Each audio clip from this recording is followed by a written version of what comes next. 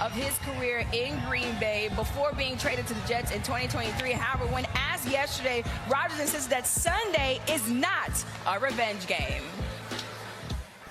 I don't have any animosity toward the organization.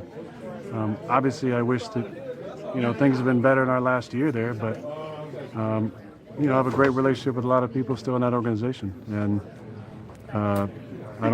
this is not a revenge game for me. I'm just excited to see some of those guys and be on Sunday Night Football again. Okay, well, I know that Aaron Rodgers is not going to say it's a revenge game. However, we know he's been there 18 seasons with the Green Bay Packers. So, Cam, are you buying what Aaron Rodgers is selling right now? Hell no. But because at the end of the day, you have to think about what Aaron Rodgers feels and has felt. So you mean to tell me you didn't think that I still had it? Mm-hmm. Hey, so you chose that over this. I kept my receipts, and I'm coming to cash in. You dig what I'm saying? So, yes, he doesn't want to make it about him. Nevertheless, as the competitor, you have to take certain things personal, and that's what creates that edge. If you don't think Aaron Rodgers is going into this game without saying to himself, oh, I want to show you guys that you were wrong about me. Mm-hmm. It could be love, and like I say, the professionalism in him does not want to make this a distraction about him versus them. It's more about how can I be the best version of myself to show that I'm still that guy. I don't disagree. Only thing that I would say to y'all is sort of the Jet experience sort of took some of the luster off. Yeah. If he had gone from Green Bay to Pittsburgh looking like he's looking, and then you're going to play against the Packers, that would be different. But to go to New York and to have the experience in New York that he had, it actually added credence to some of the skepticism about him that the Green Bay Packers had at that time. In terms, you got to remember, they weren't talking about him, Cam, just as a thrower of the football. Yeah. They were talking about him wanting more say, wanting to lead, wanting to assist in making decisions. He brought Nathaniel Hackett with him. They were talking about those kind of things. And he kind of proved their point a little bit. Let me ask you this question. A little bit. Let me ask you this question. Yeah.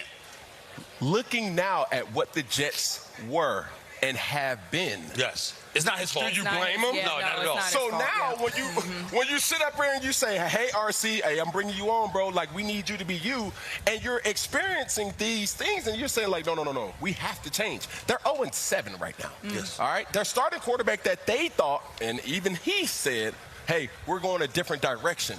Do you blame him when somebody is really bullish and saying we have to win this type of way and we're not having winning recipes or tendencies to actually win? So I wouldn't put that too much against him. Now, if the Jets was like 6-1, 7-0, yeah, you could consider that. But they're 0 for right now.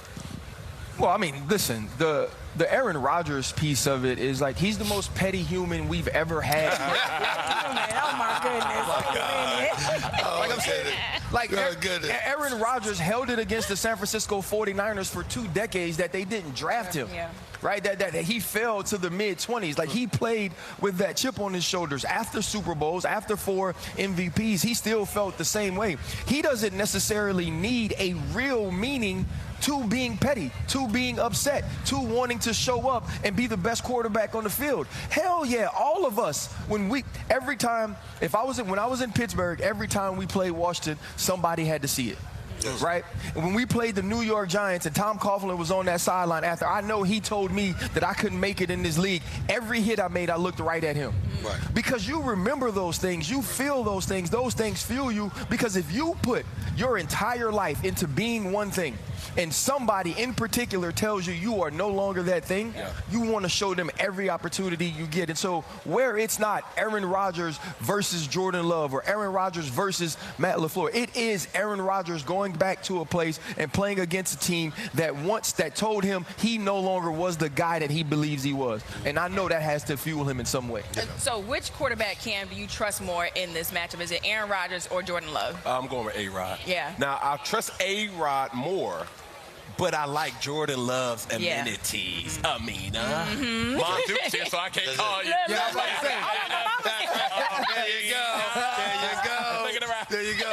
But what I will say is Aaron Rodgers is playing a good brand of ball, right? That's not to say Jordan Love isn't. Right.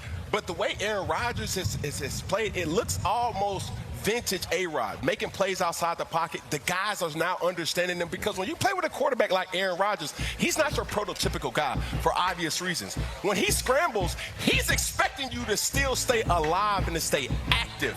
Receivers need to understand that. And once you start to play at that type of frequency, now that's when you start to get scared. Here's where I'm at with it, man. I'm going to go with Love as the answer to this question. By default. Because I don't trust that damn Steelers defense. I'm not happy. I'm not happy. I'm not happy with what I see from the Steelers defense. As a matter of fact, I don't even recognize them. You understand? And that's a subject that RC is going to have to explain, okay? Because anybody that talks to him about this stuff, we hate this stuff like that.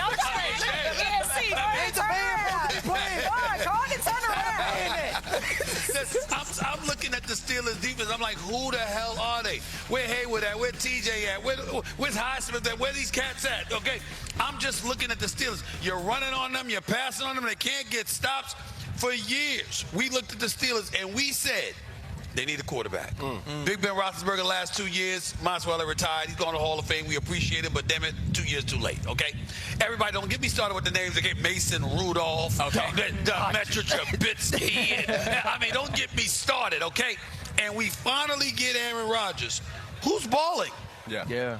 And they look like this? Nah, I don't like it. I'm not happy at all. And as far as I'm concerned, listen, everybody ain't Cincinnati. I get that part. Everybody don't have Jamar Chase and T. Higgins. But in the same breath, Green Bay is no slouch. They can ball.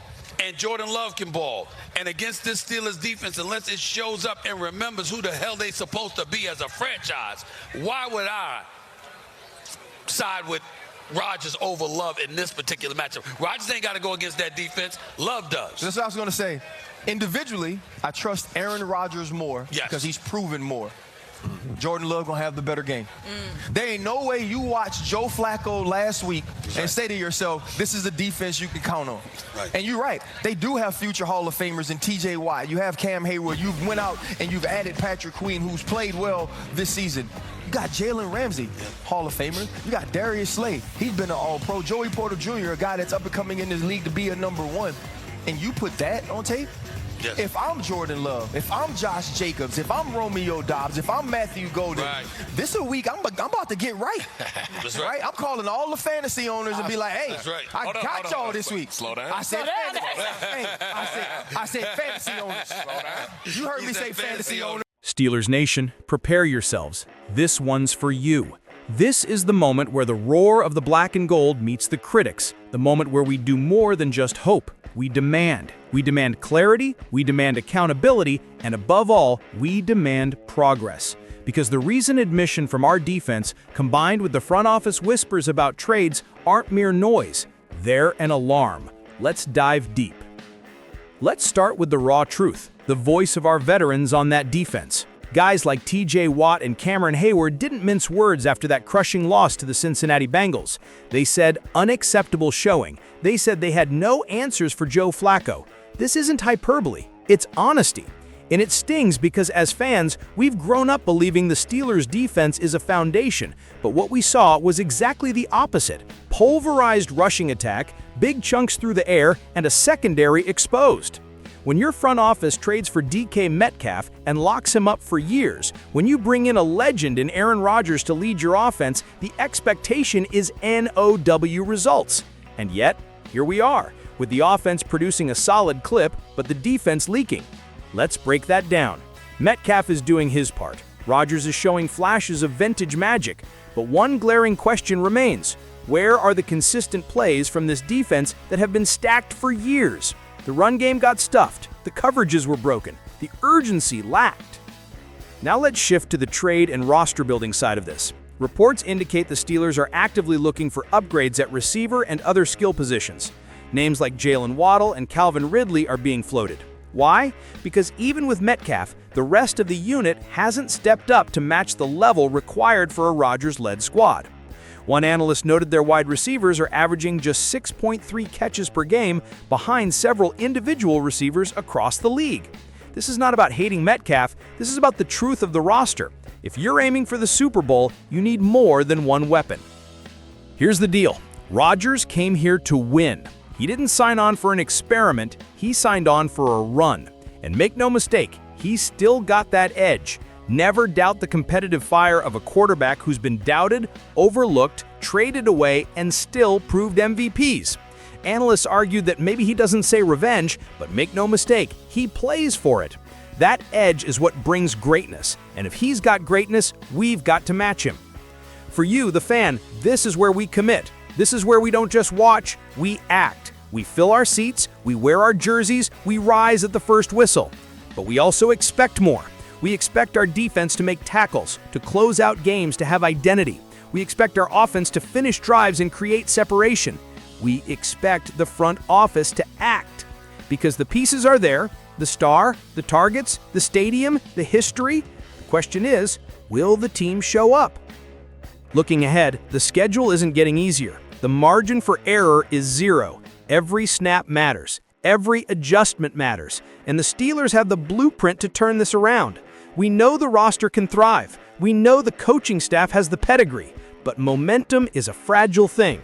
Let's capture it. Let's seize the day before the heat becomes pressure. In conclusion, yes, this season is still ours. Yes, the foundation is strong. Yes, we have veteran leadership and young talent. But if we want to be a contender, not just a name in the bracket, we've got to hold ourselves accountable, demand excellence, and trust but verify performance. The noise out there, ignore it, because this is Steelers Nation, and we are built on grit, steel, and execution. Now I need you. Tell me in the comments what you believe is the single biggest change the Steelers must make right now. Is it a trade? Is it defensive culture? Is it coaching tweaks? While you type, do this. Smash that like button if you believe the Steelers can fix this. Subscribe to Steelers Nation Wire for all the breakdowns, the passion, and the wins. This journey is ours. Let's make it count. Let's go, Steelers.